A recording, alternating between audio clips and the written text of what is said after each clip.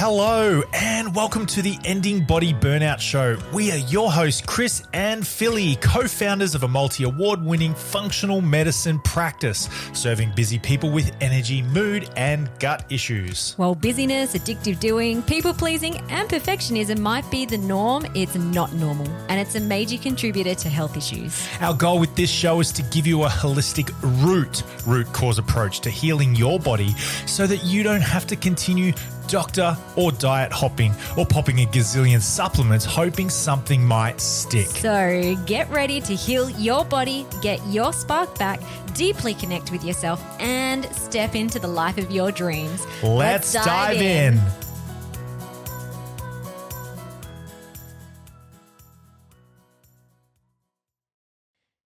Hello, podcast people. How are you? It's Philly here on the Ending Body Burnout Show. Chris and I had the absolute pleasure of interviewing Nadine Champion today. She is a motivational TedX speaker and mindset coach. She was an absolute joy to interview. I both laughed, she's very funny, and also cried because she speaks from the heart. And during the interview, she honestly and openly shared the life lessons that she's learned from her past as a martial artist and how she courageously fought cancer and how changing her thinking and busy patterns has led to an even more beautiful, richer and happier life, even with lingering post-cancer fatigue. So for those who are really struggling with chronic health issues, I know that you're really going to get so much out of this podcast and ways forward to navigate both your healing, but also your current and present state of the symptoms you're experiencing and how you can actually move forward with not toxic positivity, but in a way that's actually going to not only help you heal, but also to find joy and pleasure and lessons along the way rather than being stuck in a pit of hopelessness. So Nadine's official bio, she is an inspiring international keynote speaker, author and awarded martial artist with over 30 years experience. She has successfully fought and won many battles in her life, from title fights in the ring to overcoming cancer. An acclaimed motivational speaker, her 10 Seconds of Courage TEDx Sydney talk is regarded as one of the most memorable of all time. She got a standing ovation, and I've watched this many times. Okay, many times. 2 times. I've watched the TEDx 2 times, and both times I cry at the end. It's beautiful. Nadine is a respected teacher known for creating a high-performance mindset in people from all walks of life. Her passion is to challenge individuals and organizations to change their thinking to reach their highest potential. Armed with a zest for life born of authentic lived experience, Nadine uses her own inspirational story to ignite resilience and courage in others. Her dream is to build a community of people using 10 seconds of courage to reach their highest potential. All right, let's dive in. G'day guys and welcome to the Ending Body Burnout Show. We are so excited to bring you this episode. We have a very special guest, Nadine Champion. Thank you so much, Nadine, for coming on the podcast today. Thank you so much. I'm so excited. Yay, we're so excited to have you on here. I came across you 2021, watched your TEDx talk, and it was phenomenal and goosebumpy, and I cried at the end. And I also watched it last night again as a refresher, getting into the energy of today's interview, and cried again. It's what I do. I make people cry. You're welcome. I make people cry. Hopefully I won't make anyone cry today. But thanks for watching. So you have a really interesting story in so many ways. Let's go back to when you were a little kid, just so that people can get to know you, your background, what you're passionate about, what you do. You are very big in the martial arts sphere. Why did you get into that? I'm sure there's a few of your listeners have just gone, what on earth does this have to do with me, this martial arts lady? But, you know, the way that I look at martial arts is we're all fighting battles. We're all fighting for something in life, and hopefully that something is ourselves and our loved ones. Some of us are fighting for our health, all of these things. So martial arts is like a vehicle that I use to discuss what happens for us as humans, using, a sporting, colorful kind of a context. But, hopefully today there'll be something for everyone, because we're all little humans inside, with all our thoughts and feelings and contradictions. So I used martial arts as a vehicle for learning. So it was like uni, like physical uni for me. But I got into martial arts almost by accident, because my older brother was getting bullied at school. So my parents thought, let's take him to a martial arts class and, see if he likes it, build some confidence, self-defense, that kind of thing. It wasn't really for him. But, I saw it and I fell in love. To me, people sort of scratch their heads and think, you must have been a violent little kid to want to get into that. And I'm like, no, no, no. The last thing I was interested in then or now is getting into physical confrontations with people. It wasn't the martial part that interested me. To me, it was the art form. It was graceful and beautiful and dynamic, and it just was a perfect fit in my world. So I fell in love with it when I was a little kid. Yeah, that's cool. I think I heard too. Did your mum say little girls can do anything? And you're Girls like, can do yeah, anything. yeah, Yeah, I'm gonna exactly. There do was a that. sticker that was in my bedroom when I was little, and it's part of our belief system. Yeah. It's part of what we believe, and it's amazing how having simple messages when we're little, it goes in. And we've got a little guy, he's 13 right now, early days of high school, and he's got a sign in his bedroom right now that says attitude is everything. Yeah. It's the approach you take. So in martial arts, we call that internal training. So the external is the physical martial arts bit. The internal training is all of the mindset, all of the attitude adjustments, and the heart that we put into what we do. Mm. Thinking when you said that, like the belief system. So in our practice and what we do with a lot of our clients and a lot of the conversations Chris and I have on the podcast too is around the deepest root cause of body burnout actually comes back to the beliefs that you have about yourself, that sets up your thinking, your emotions, your behavioral patterns. So that's really interesting. I'm curious what you discovered about yourself when Oh, and like the thinking and the mindset side of things, because from what I know of your journey or like going into martial arts, it was kind of like a discovery for self. Yeah. it's been a wild ride. I've been on this ride for about 38 years, learning about myself through this avenue and learning about other people. So I've been teaching martial arts for decades as well. You learn so much, as you would know, by being in other people's corner. You learn so much about, as you said, the beliefs they hold, the way they think, the way they feel, and how that influences our action or inaction, and the impact that then has on us physically. So I'm sure we'll go into, some of the more, maybe the darker parts of the journey, but, we all have so much experience in life. And for me, martial arts was a way of gaining more experience. And I was very, very lucky to have a great teacher who's been guiding me on that journey all this time, and helping me learn about me, helping me learn about teaching other people, and, nudging me, giving me those little nudges. It's the difference between having a friend and a mentor, not just someone who's the cheer squad to go, great job, but someone to go, great job, but what about this part? Yeah. So I'm very grateful to have had that person in my corner, and, I'm honored to be able to be that person for other people. Poking the wounds and seeing the blind spots. Yeah, we all have things to work on, right? Yeah. Yeah. So along your journey, and maybe if we talk about the martial arts as like the metaphor as well, what were some key life insights, messages, learnings that you discovered along the way, especially around facing hard things?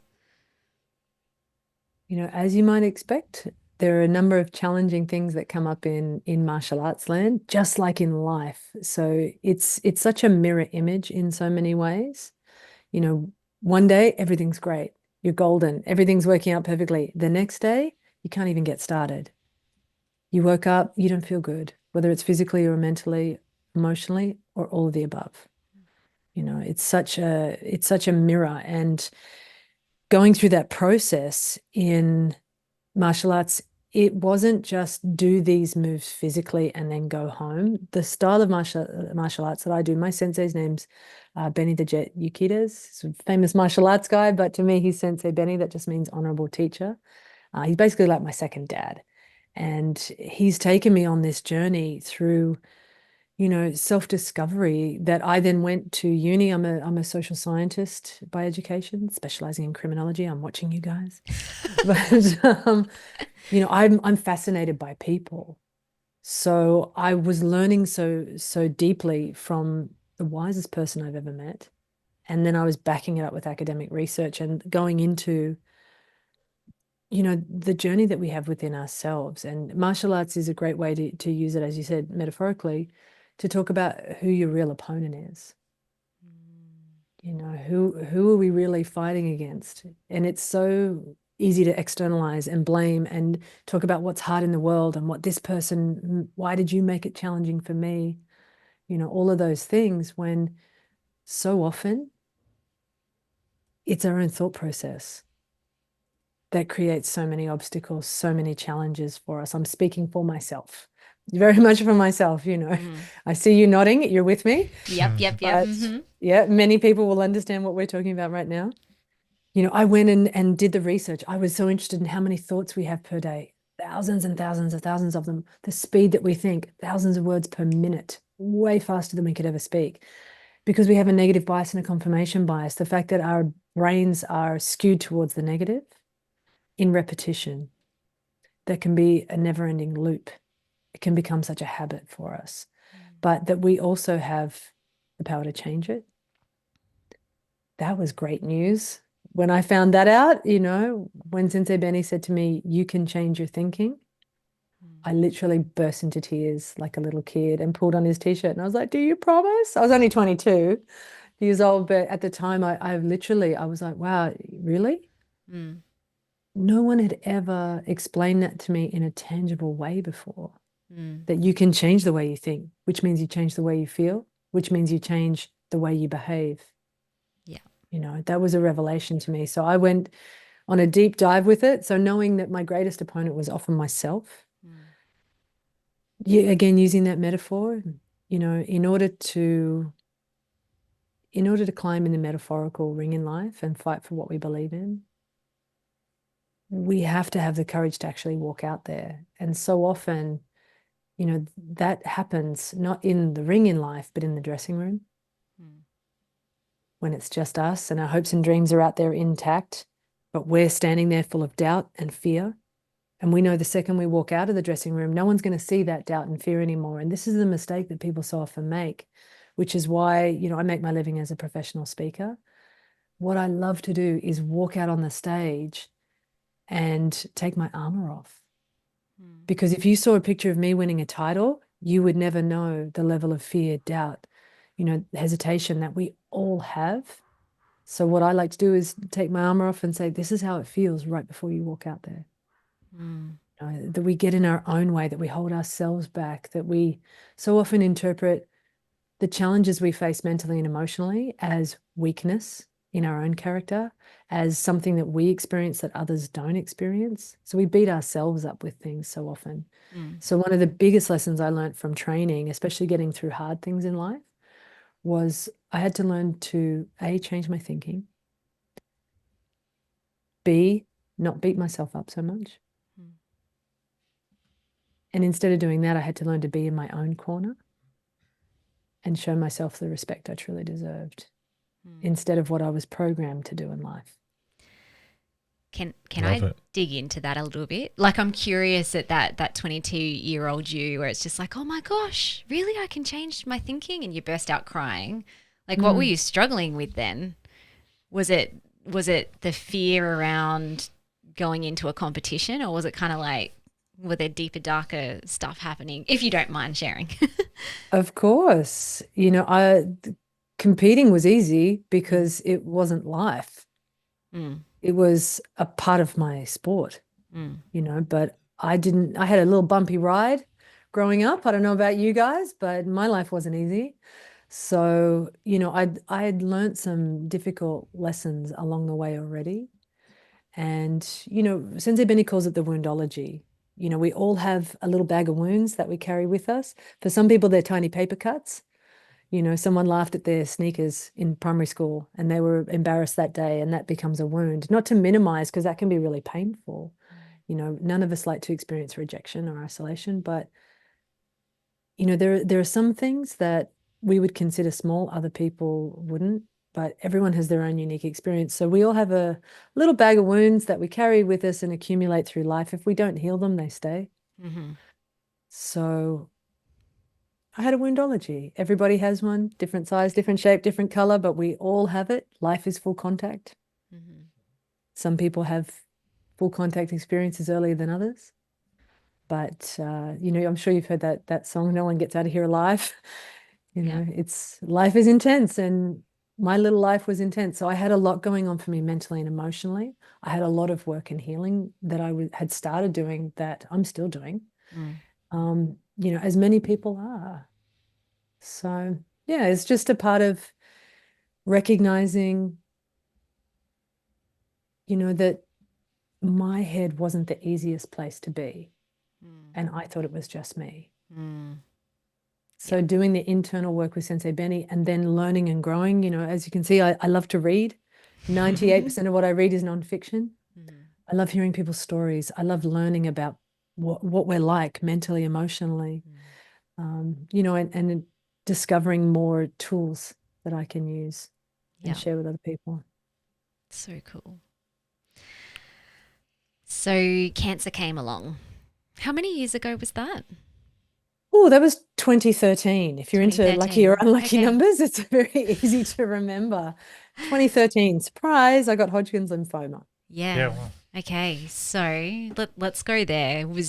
I've got so many questions around that. First of all, because this is a health podcast as well, I'm curious, were there any signs, or was it just a complete shock when you went to the doctor and it's just like, you have cancer?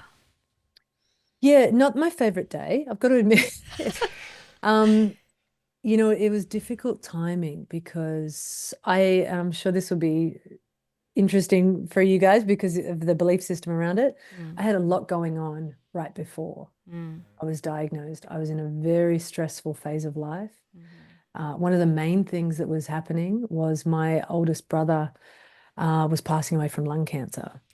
Oh, wow. So the 6 months before my diagnosis, he was terminal. So he was stage 4 with lung cancer, didn't even smoke, crazy thing. Yeah. But when he was diagnosed, he was given a terminal diagnosis at the same time. So there was no lead up for him and there was no possibility of recovery for him. So I went through a deeply stressful period, which is part of why, I'm qualified to write about fear and courage. I have a lot of experience with both.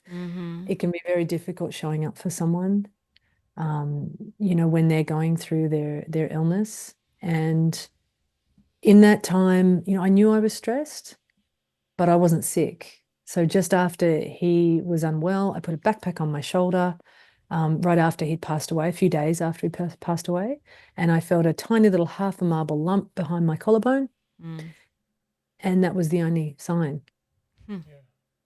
So I was a little bit lean. Now I'd look back at pictures and go, I was a little skinny. But I was in a peak training phase, so I was meant to be quite lean, but it was a little skinny, but I thought it was stress because he just passed away. So now I can see I might have been skinny because of what was happening with me. I was stage 2 already. So I had a tiny lump at my collarbone that was attached to a big cluster of tumors in my chest that you couldn't see. So I'm very grateful to him because as much as, I would have felt that lump at another time. When I went to the doctor, I'm a big fan of having a good GP that you've known for a long time. I went to the doctor and I was like, well, this lump wasn't there. There's a strike we do in martial arts that goes right where that lump was. So I knew for a fact it wasn't there before. Mm. Thanks, martial arts, you know?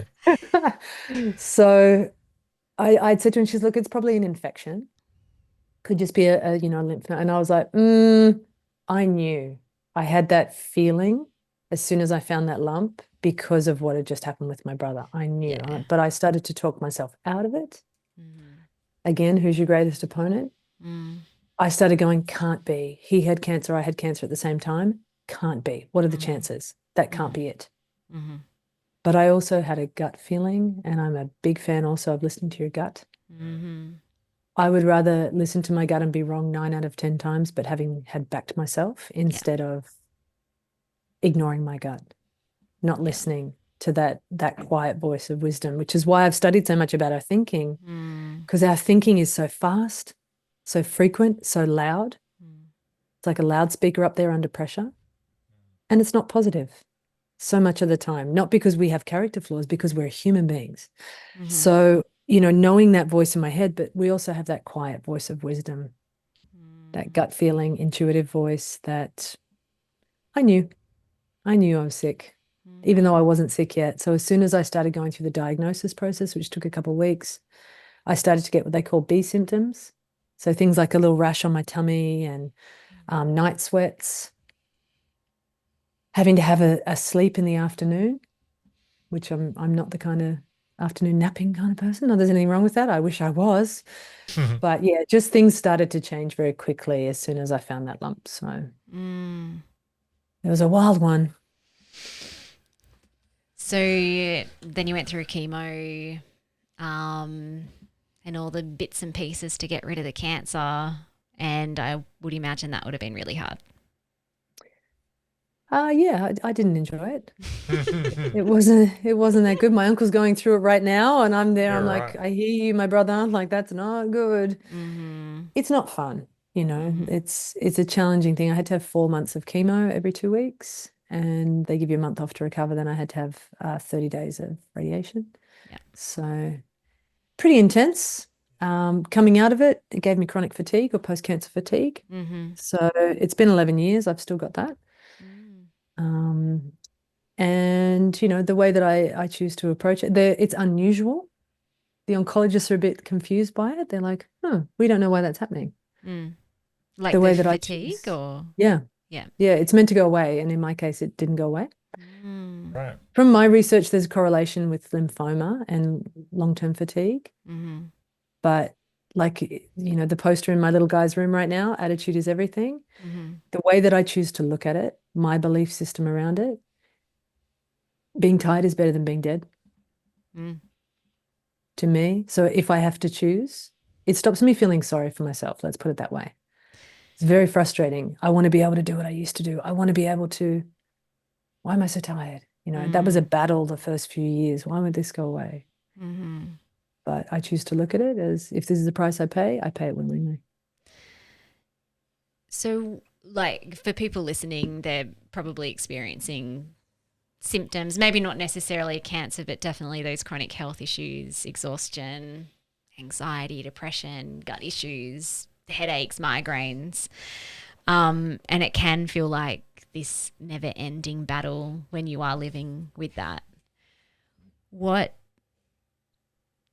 probably already answered this. Like, this is what got you through it, was your change in thinking. What could be some really practical advice or some inquiry questions that someone could start asking themselves? Well, I'll give you the belief system and then the practical, if that's okay. Yeah. The belief system. I'm a big fan of mantras, and consciously choosing what you tell yourself, choosing a powerful message and using it in repetition to turn your belief system in a chosen direction, rather than knowing that 73% of our thinking is skewed to the negative. It's designed to keep us alive and safe and all those good things. But, it's like, I don't know about you guys, but did you get up this morning and be like, you're so amazing and good looking and smart? Yay! No. No? Did I? No, I was just like, yay, sleeping, woohoo! Yeah. But we don't, like, if our brains aren't getting us up and going, ta-da, What are they doing? Probably something else. It's just how we're skewed as humans, you know, so, but we can choose to tell ourselves different message. So coming out of my treatment, my life was and is different. My brain would love me to focus on everything that's been taken from me, all of the health and strength and six-pack that I've lost and all those things. You know, that's how we operate. I don't want to live like that, mentally, emotionally. Doesn't mean I haven't cried about it.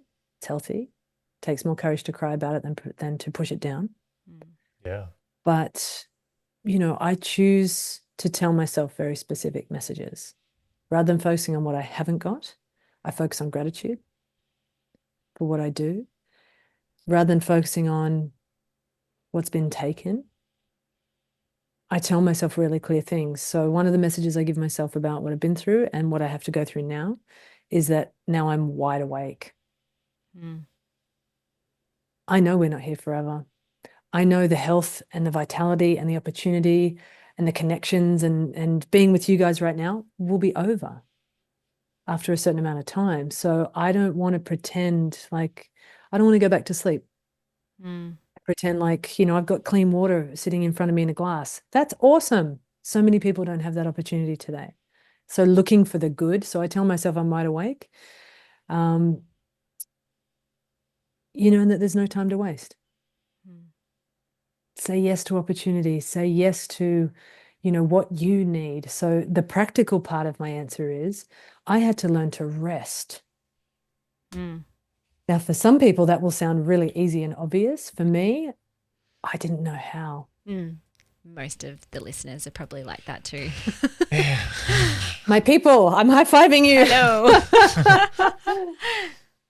Yeah, which, you know, I've had a little burnout in life.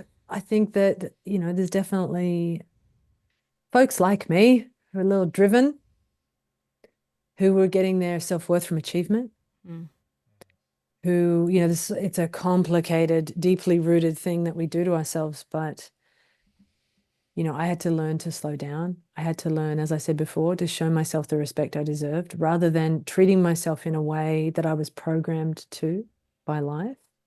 I had to learn to slow my roll, be gentle with myself the way I was with other people. I had to learn that sleep is awesome instead of inconvenient, you know. Getting me in the way of my to-do list. I had to learn to go for a walk. I know that might sound a little bit weird, but my training had always been high intensity, you know, and endurance, and about a lot of it was experiencing suffering in a productive way.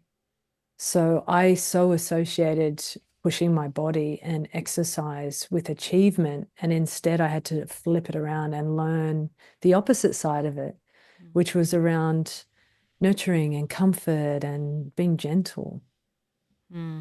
It was a novel concept to me. There's so much that you're saying that I'm like, I see me in your story. I definitely was, well, this is prior to kids, but also before my body kind of like did weird things and had my burnout episodes. But definitely I was like the fit girl. I'm like, I'm someone who can do like 20 pull-ups without even training. 20 pull-ups? I don't know. It was at least 10. That's quite impressive. No, it was at least 10. Remember at the playground? The playground. Yeah. And you and your friend were like doing pull-ups, and I'm like, I've never done a pull-up. But, you know, like in a six-pack and all sorts of stuff, but then also those busy patterns of high overachieving, overdoing, getting the worth externally. And that was probably my biggest learning was and that is what I needed in order for my body to heal. And I see this with lots of our clients too, is that surrendering.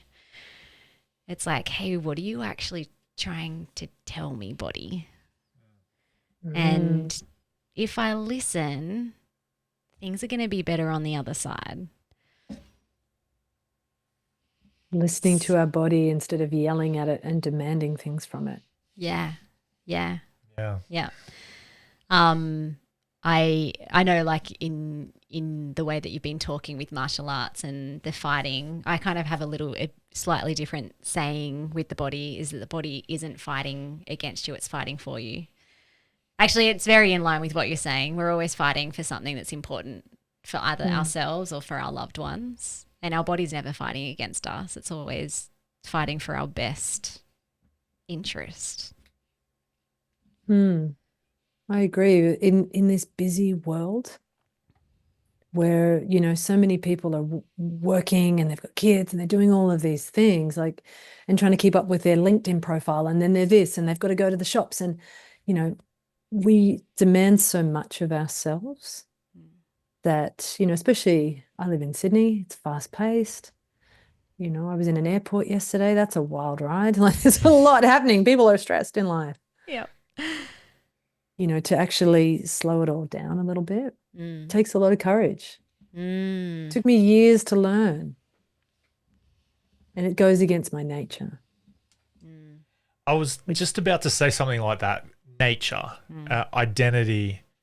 It sounds like you and the gut instinct. You were the type of person, type of girl who did the thing, right? You got in the ring, you did the stuff.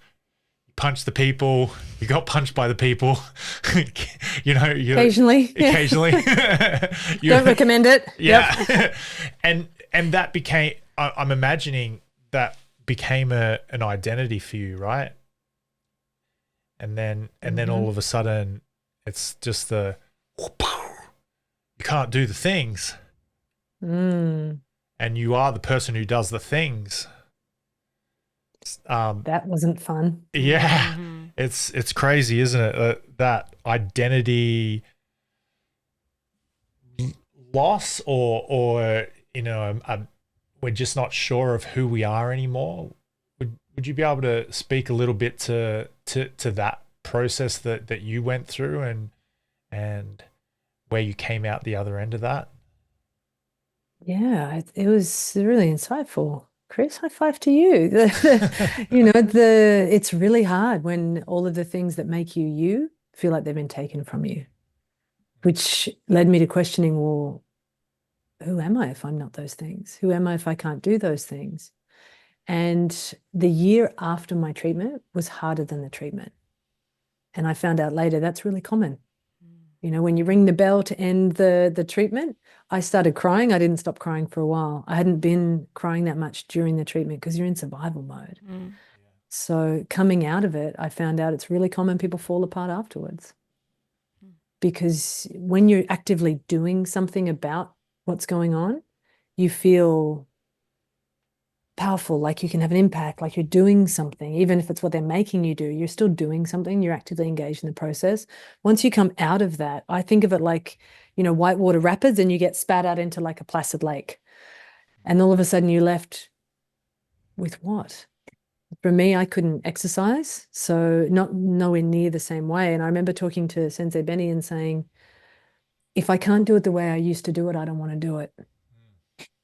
You know, I was having a little tanty, like, you know, I was like, I don't want to do it if I can't, because I kept butting up against trying to make myself do what I used to do, the way I used to do it. And I would lose that battle. And I was used to being able to force myself into, make my body do what I wanted it to do.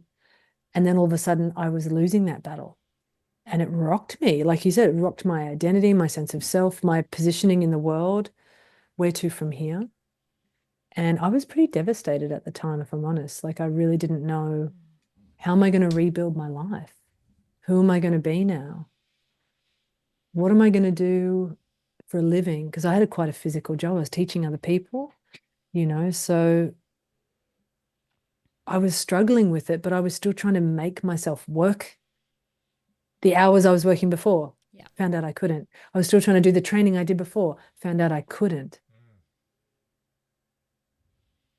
I believe if you don't like it, you have to change it.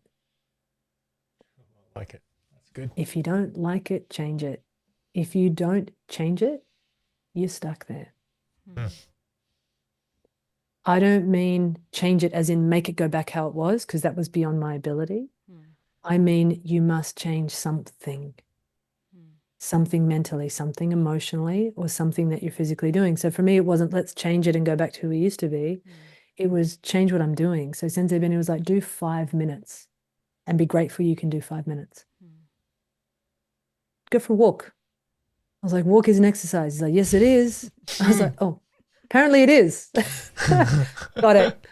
I had to relearn how to be someone different. So if you don't like it, change it. And that was what ended up, 1 year after I finished treatment was what found me on stage at the Sydney Opera House doing a TEDx talk when I had zero public speaking experience. Oh, wow. They made me the closing speaker for TEDx Sydney, 2,500 people, live streamed to thousands more. I had, my hair was still growing back from the chemo. It was that recent, So the last thing I wanted was a bunch of people staring at me physically because I wasn't comfortable with what I was seeing in the mirror yet. And, I had short-term memory loss from the chemo still and no cue cards. And the reason that I went out on that stage wasn't because I was trying to create a new career for myself or I thought I had a great message to share. It wasn't that at all. It was that one of my students had said to me, would you ever think about doing a talk? The things that you talk to us about in training, the mindset piece of it, the emotional piece of it, the tools that you give us, would you ever think about sharing that with people publicly? And I didn't think anyone would be interested if they weren't martial artists. She had a very interesting corporate career, Jess Miller. She became the Deputy Lord Mayor of Sydney at 33. 10 seconds of courage does work very well, having the courage to try things. She could see that other people would understand the concepts that we worked on in martial arts, that they would apply to other people's lives. So she made this suggestion, asked, would I be interested? I decided that I needed to change something. I didn't know what it was. I didn't know how I was going to do it, but I knew if I didn't say yes to things, nothing would change. I would continue feeling like everything had been taken. Yeah. So I just was like, yeah, maybe if you think they'd be interested. Next thing you know, Dr. Charlie Teo, the neurosurgeon, spoke before me, like all these people that were like proper grown-ups and had done talks before. And I just trotted out there and just shared from the heart. I took my armor off, I'm this thing. I changed it. I didn't go out there as the person I used to present to the world as. I went out there as my most genuine, on the couch watching Netflix in my trackies self and shared from the heart. And that's what changed my life. Yeah. It's the reason I'm chatting to you two today. Super cool. So cool. So the title of that TEDx talk, I think, as well as the title of your book is 10 Seconds of Courage. Yep. What does that actually mean? Because intellectually I'm like, oh yeah, just like stay still for 10 minutes and like do the thing. I'm pretty sure there's something underneath that, or is it that simple? I recently was thinking about, an interview, a radio interview that I did when the book first came out. And this interviewer, I went and saw Grace Tame speak the other night, and she was talking about how the media is not always on your side. And it just got me thinking about this interviewer when I went on the radio that said, oh, so all it takes is 10 seconds of courage and everything's great. And I was like, if only life worked that way. No, that's not what I'm saying. It's not just 10 seconds of courage and then there's magic that happens. Yeah. Sometimes it's like that. 10 seconds of courage, very easy to understand intellectually, not always so easy to live. How do we know? We've all missed opportunities.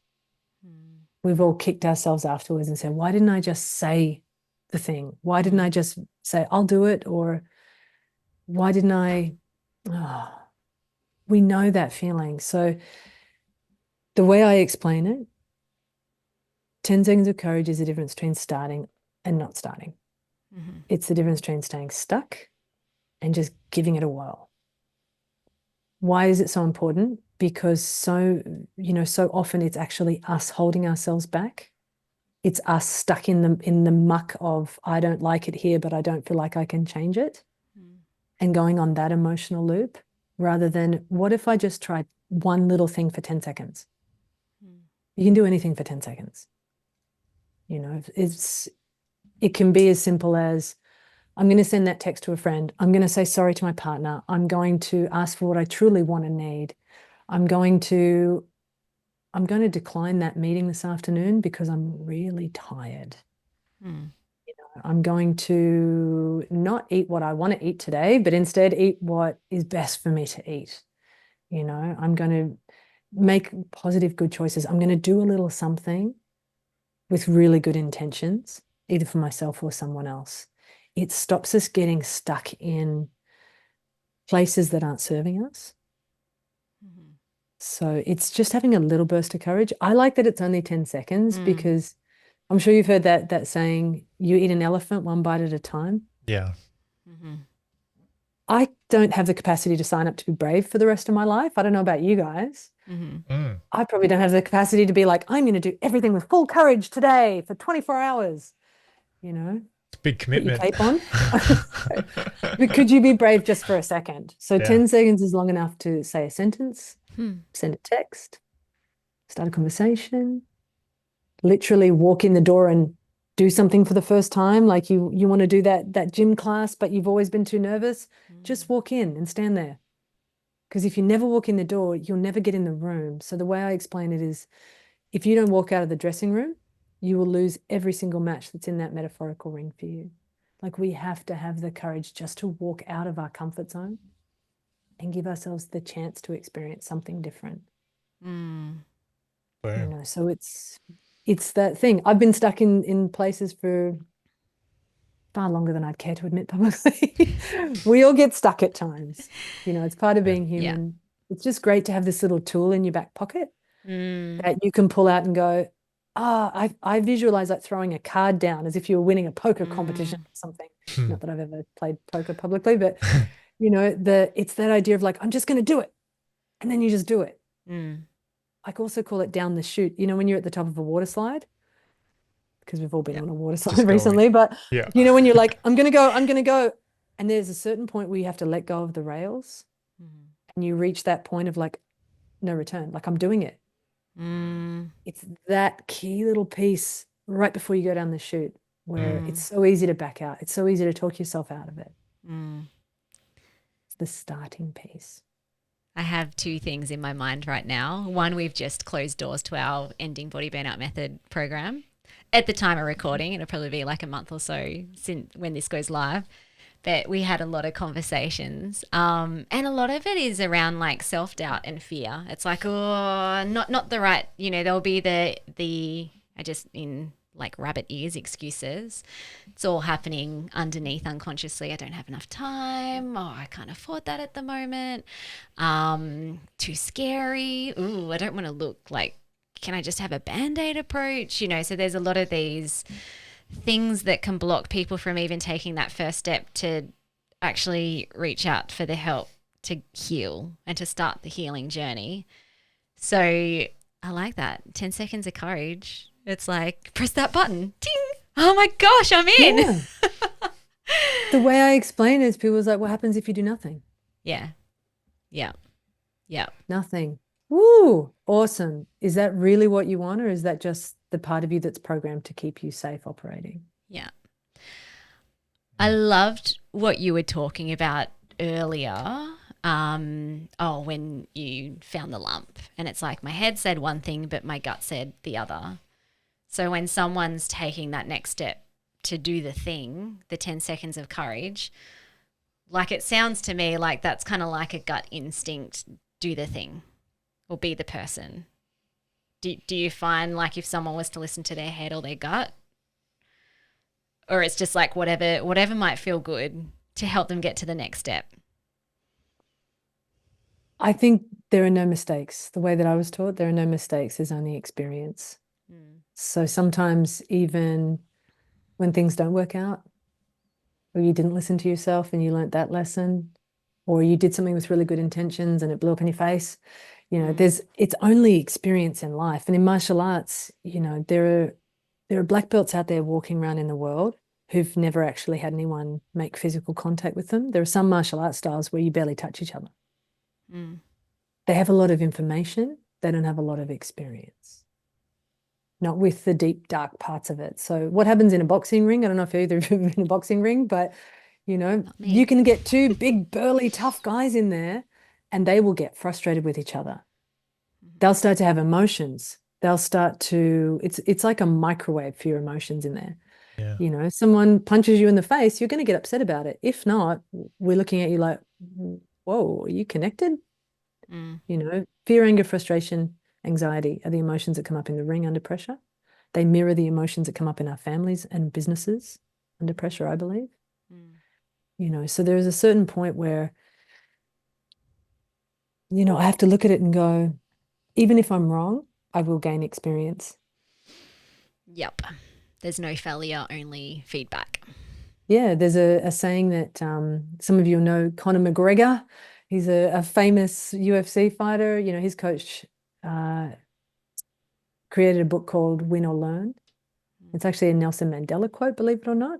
But yeah, there's this concept of win or learn, which means there are no mistakes, it's only experience. Like, we can't get everything right in life, but we will learn from it.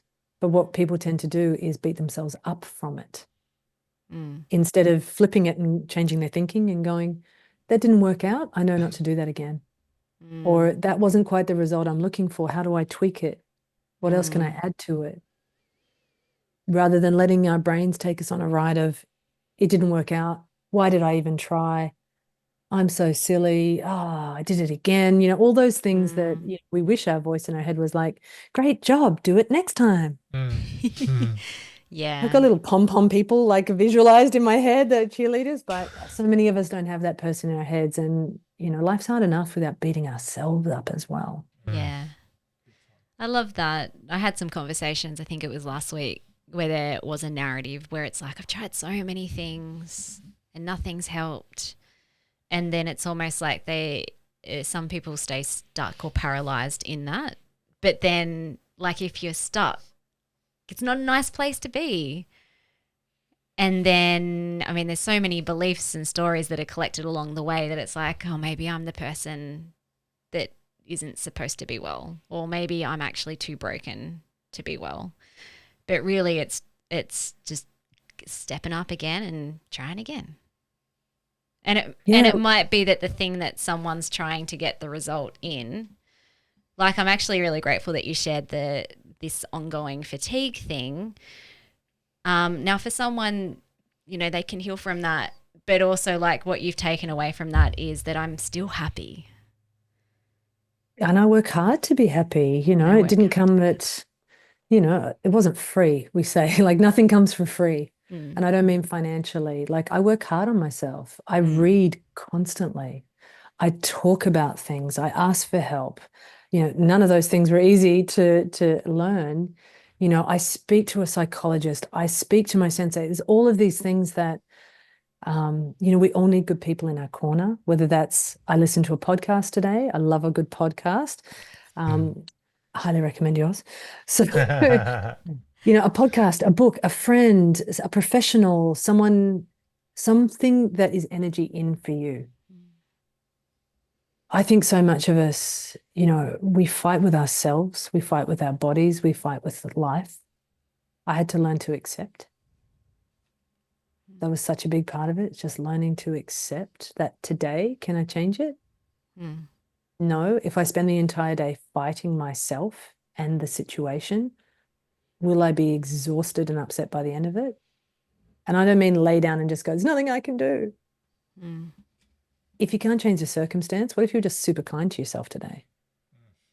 If you can't change the circumstance, what if you did something nice for someone else to stop you feeling sorry for yourself? You know, like, not that I'm an angel, but I was walking through Brisbane on the way, like, from finishing my job. I got to go to the airport yesterday and I'm all caught up in my thinking. And I walked past a guy selling the Big Issue and he was really nicely dressed, and our brains are negative. So my first thought was like, why is he so nicely dressed? Should he actually be selling? And then I caught myself thinking, I was like, what are you thinking?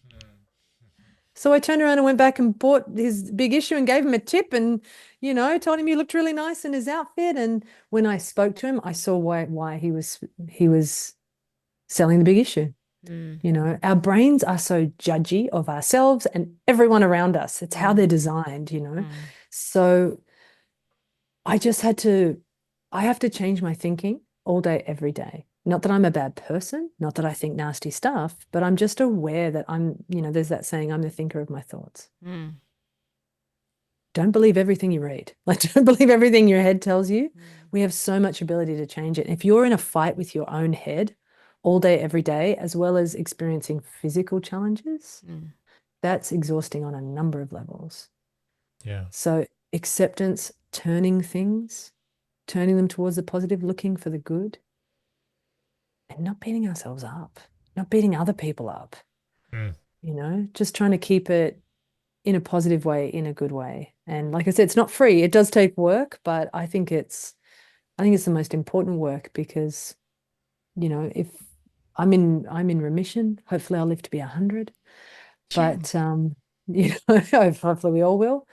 But you never know. Like if this was our last week on earth, month on earth, year on earth, would you want to spend it being mean to yourself? Mm. Making the challenges you're already facing harder, Mm-hmm. or being on your own team? So in accepting the changes in my life, I then took action and changed a lot about my life. Yeah. I had to learn to slow down. I'm going through a slowdown right now, actively doing that. And I said to my wife this morning, I feel like I'm being naughty. Like, I feel, because my character isn't to slow down. My character is to push. So even all these years into it, when I'm choosing to do something differently to my autopilot, I feel like I'm being naughty. But it's a giggle. It's a, ooh, instead of you should be doing that authoritarian we have in our heads so often. So I've changed so much about my life. I wanted to move near the ocean. It's fantastic for recovery. There's studies I'm sure you've heard about with being able to see a tree out of a hospital window instead of a cement wall. You heal so much faster. Yeah. People take less medication, all that stuff. So, slowing down, being near nature. I changed so many things about my life and I haven't regretted any of those things. So good. Awesome. Do you have anything? I really resonate with what you just said there. I think I butchered this in my notepad, your quote. I'll have to listen back to the replay. If this is your last day on earth, are you doing what brings you happiness? Or that's what I wrote down in my book. I'll listen to your exact words later. I really like that. And I think so often I talk to people and they're just stuck in a story that they have to be the way they are. They've got to keep doing things, or they've got their lot has been determined, and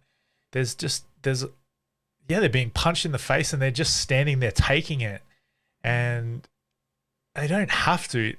One, it doesn't have to be a fight. You can move closer to the beach. And if that's not an option for you right now, well, what's your next step? Have the dream, and there's little things you can do to reinvent yourself. And those opportunities are everywhere. And it makes me really fired up when people shut down and think that they can't do it. They're stuck. That just lights me up. I'm so passionate about that. I'm excited to be able to. I have not read your book yet, so I'm excited to have a read and get into it. Yeah. Talking about the book, Something how I can people prepared earlier. find it? Well, the easiest way is if you go to my website, nadinechampion.com. And if you want to either get a copy for yourself or even be in someone else's corner and order them a copy, you can actually tell me what you'd like me to write, and I'll sign it personally, write them a personalized message and send it off to them. Awesome. Cool. One of the chapters in the book, Chris, is called 1 Year to Live. Oof. And I never want to forget that feeling when they were diagnosing me. And there was a certain test I had to do where they locked me in a lead-lined room by myself while I had a radioactive isotope thing going through me. And I didn't have any music. I didn't have anything to distract me. I had to sit in there for an hour. Yeah, wow. And that hour was one of the heaviest hours of my life because I hadn't been diagnosed yet. And my brother had just died. So I was thinking, I might die in my 30s. What? Yeah. Like, I was really healthy. How did this happen? And I went in a spiral. what if? So that was a very painful feeling, but that's where the wide awake comes from. Yeah, right. Never want to forget that feeling. Mm.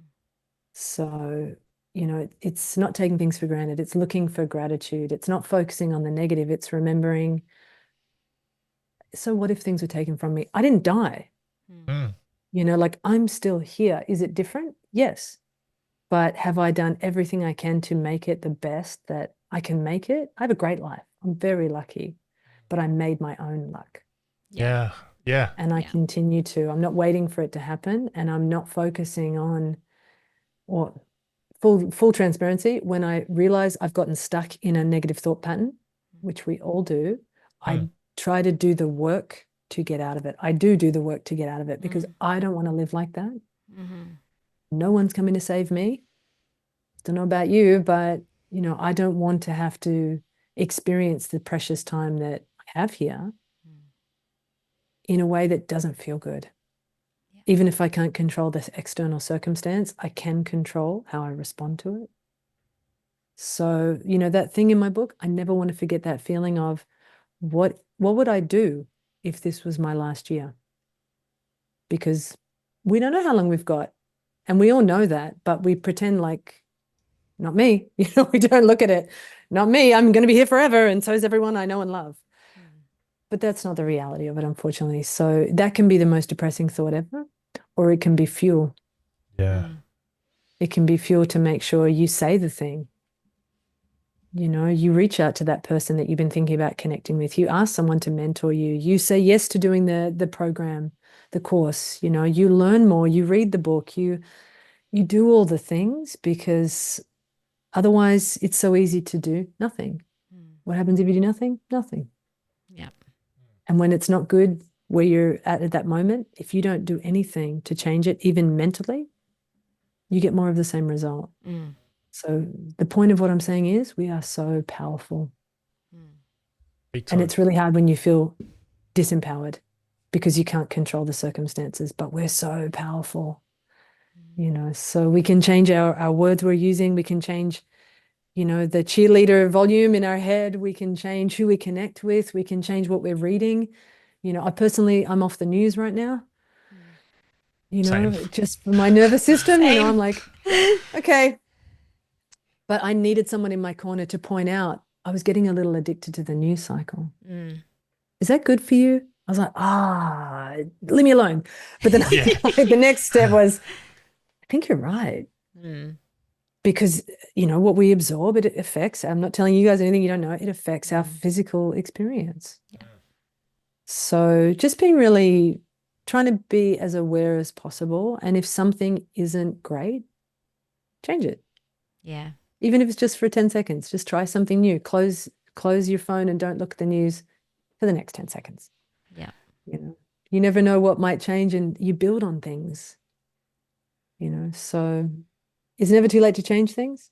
It's never too late to change your thinking. And, those little bursts of courage have created, my life now is better than my life pre-cancer.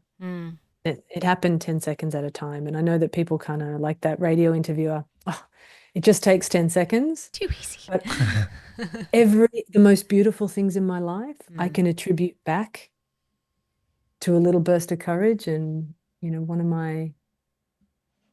one of the stories I love to tell is one of my students, he's an Irish guy named James Duffy. He lives over in Ireland. He lived in Australia. And as he was moving home, he had all of these internal training concepts, these tools like 10 seconds of courage in his mind. And he's walking through an airport overseas, and he walked past who he describes as the most beautiful woman he'd ever seen. And he walked past and he kept walking, and he heard my little voice in his mind, like I hear Sensei Benny's little voice in my mind saying, it's just 10 seconds of courage. So he about faced, he walked back over and he said, look, I don't want to bother you. Please forgive me. But I just wanted to let you know, when I saw you sitting here, I thought you were very beautiful. Oh. And so he had the courage and confidence. How scary is that? But he went over and he introduced himself to that lady. She was from Mexico. They were both transiting through another country back to their home countries. And, that little burst of courage, he just turned around and went and said a sentence to her. They're now married. They have 2 beautiful boys. Aww. A daughter as well. You know, it's a little burst of courage. You do different actions. She could have shut him down, but she didn't. So he changed his whole future and her whole future. She lives in Ireland now with him through cool. one That's tiny, cool. tiny action.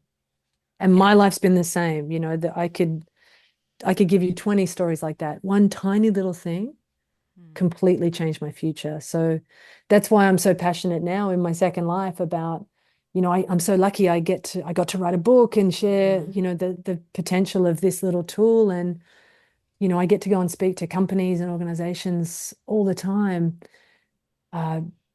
about what you can do with a little burst of your spirit, you know, your best self coming forward in that moment. And like I said, there's no mistakes.